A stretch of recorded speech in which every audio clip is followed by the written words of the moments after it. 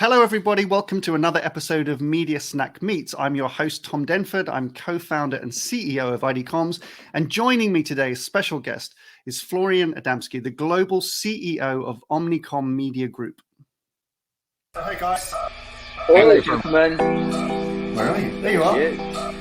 Welcome to Media Snack Meets, where we get to meet the individuals and organizations doing great work to inspire success and drive change through the global media and marketing industry. Because the best are short on time, we ask just 6 questions in 15 minutes. We get to learn what is behind the success, what it takes to make change in the industry, and what the rest of us can learn from that experience. Please subscribe to get alerts of all upcoming guest episodes. Flo, how are we doing? Hey, Tom. Good morning. Thanks for having me. I'm doing fine. You know, it's a great moment to be in this industry. Love being here with you today, so couldn't be better. Good. I'm just saying, just coincidentally, we're blue and orange today. I don't know what that means on a Wednesday. Yeah, it's very nice. It's not a political statement, to be clear. No, it's good. We're not political animals, are we? No. I'm impressed that I'm following you. You are one of the most stylish of the agency CEOs. I think everybody knows that. Like Flo bouncing around the office, and you've always got like cool sneakers on, and like you're not a suit and tie CEO generally. You know, it's interesting, and I don't want to waste your time with this, but probably this is because I come from a very, very conservative household in Germany. And my father, who I love to pieces, obviously, he used to be with Deutsche Bank for 47 years. He started at the age of 16, retired at the age of 63, I think. And obviously, in that period, he needed to be sure to fit into that industry and that time in Germany. So he very much was a suit and tie person. And I made an early pledge in my life to probably be a little different and stick out on that end, which now in our industry, as you know, has become, I guess, the norm, right? That's good. We love it. Right. Well, listen, you know the format, very simple, 15 minutes, 6 questions. So let's just get cracking on. So for those that don't know, so just share, I said, you're global CEO of Omnicom Media Group, which covers a number of different agencies.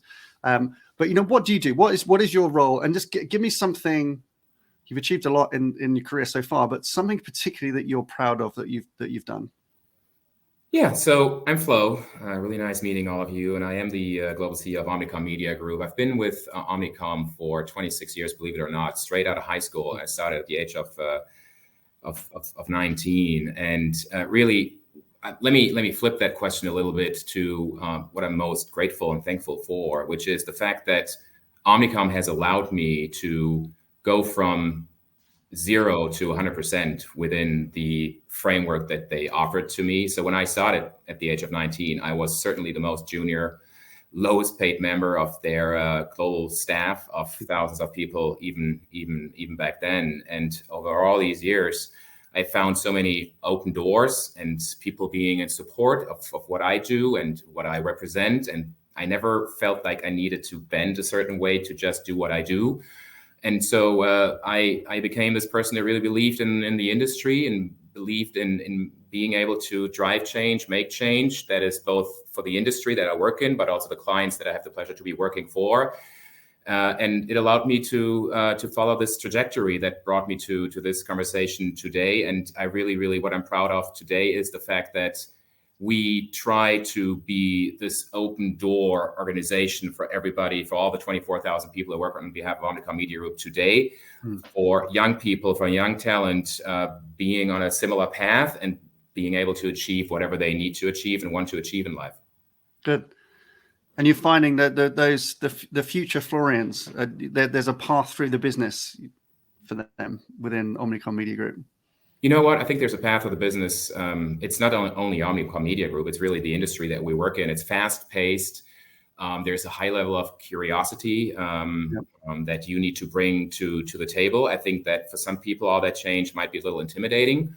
For me personally, it's always been an inspiration to work in an industry that almost seems to be changing on a daily basis, being able to work with all these different clients that are highly inspirational. I learned a lot by just listening to some of the clients that I have the pleasure to be working for. So if you are willing to work hard, to focus, to make sure that you are ahead of the curve instead of behind it, I think there is a career of Florians around the corner for everybody in this industry.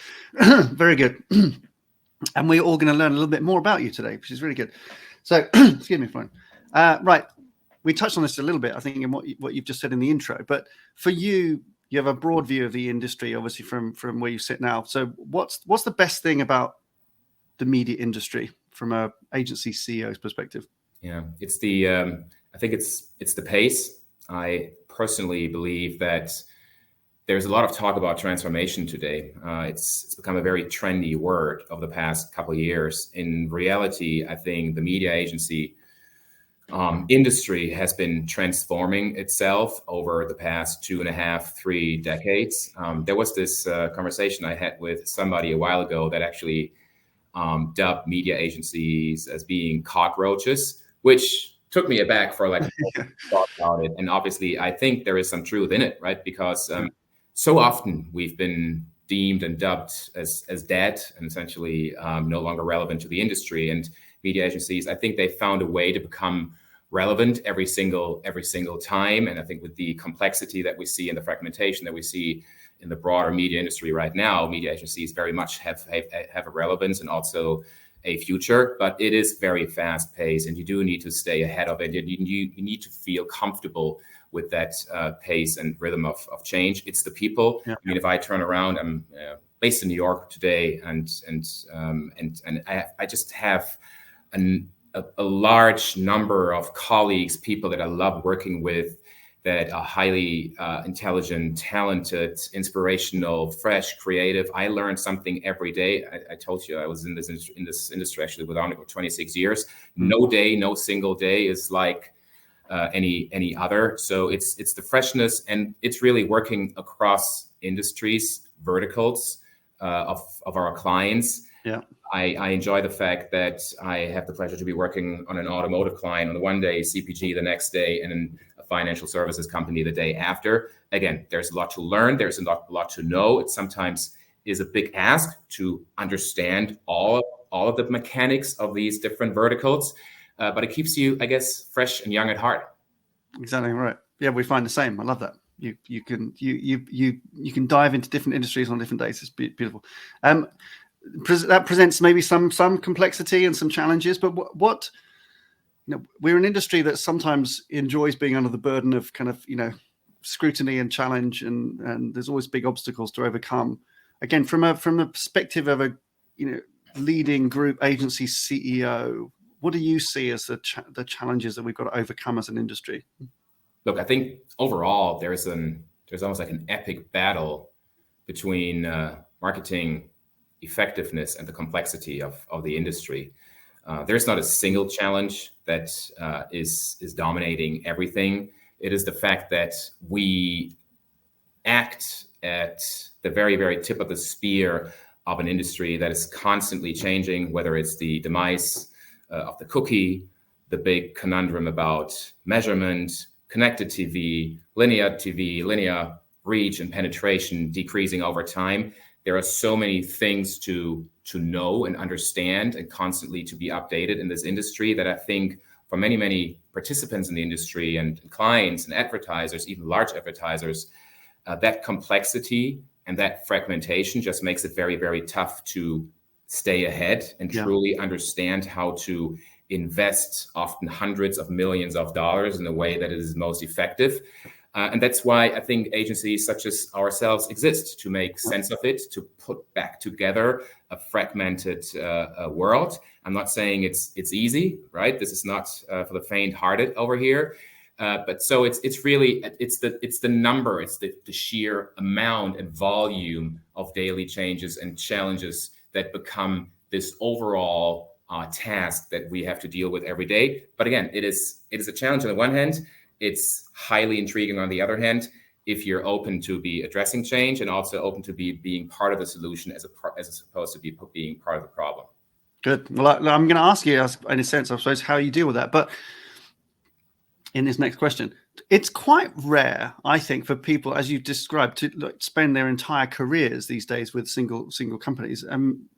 Even in your father's day in Deutsche Bank, nowadays people don't even stay in banking particularly necessarily long. In agency, when in media, it's incredibly rare.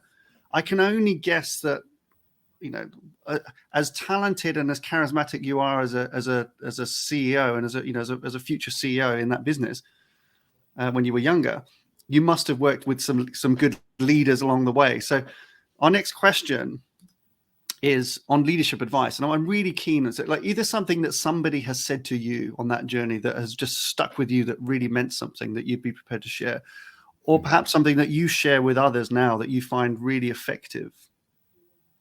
Yeah, look, and you're completely right. I was fortunate enough to be working with fantastic people, great leaders that for some reason, which typically was unbeknownst to me, thought that I might be ready to take the next step. And to be clear, when I entered the industry and I told my father about it, both of us thought this would be a very, very short-lived life.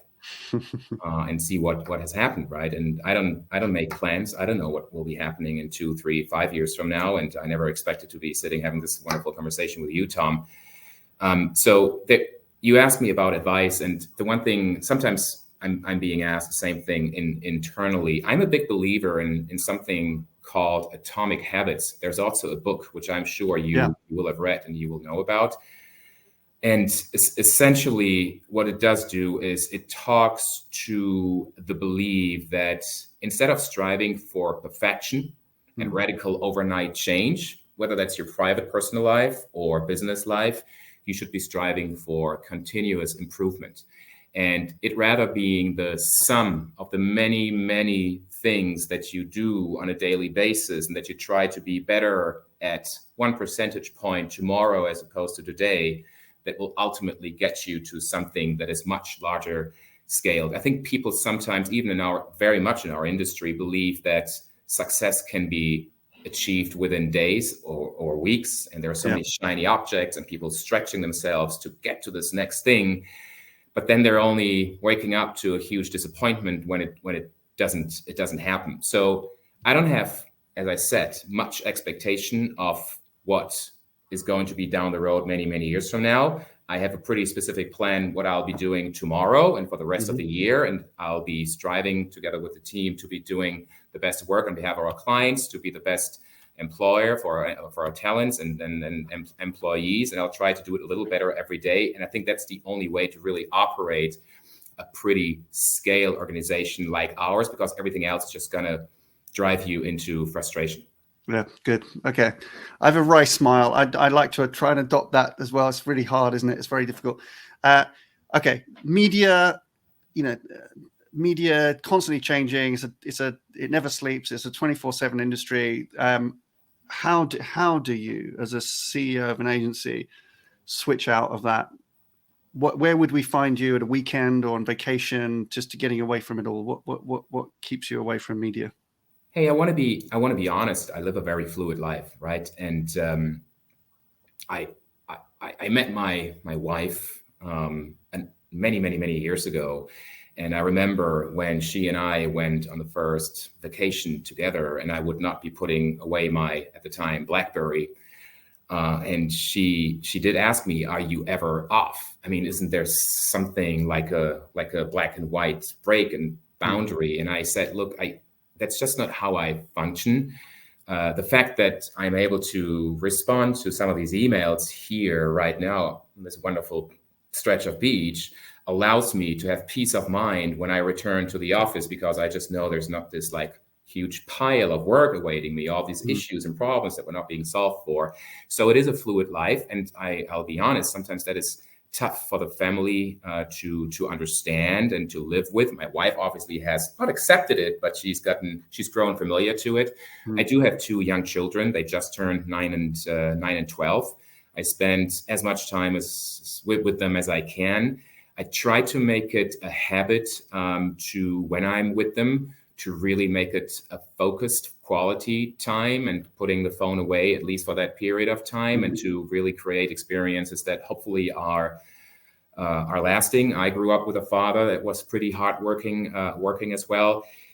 So there is not much like complete switching off on, because I'm not that character. But I feel that I found a balance of doing it in a way that keeps me like half switched on most of the time, even when I'm spending time with family and friends, because it allows me to cope with the stress on the other side of it. So I do go to like soccer games with my sons on over the weekends, lacrosse games. I do run a fair bit amount of time myself. So I live a pretty down-to-earth and normal life whenever I can. It's just the hours obviously are slightly unusual to the average neighbor that I would be. Exactly. Good. Okay. So just to follow up. So we talked about some of the great things about the industry, some of the challenges of those. And at the time of year, we happen to be kind of coming into Q4, and we're obviously we tend to think ahead a lot at this time of year. But I always like to ask my guests, where would you like us personally? Where would you like us to be a year from now? If you're looking back this time next year, what would you like us to have achieved as an industry? Something new that's exciting.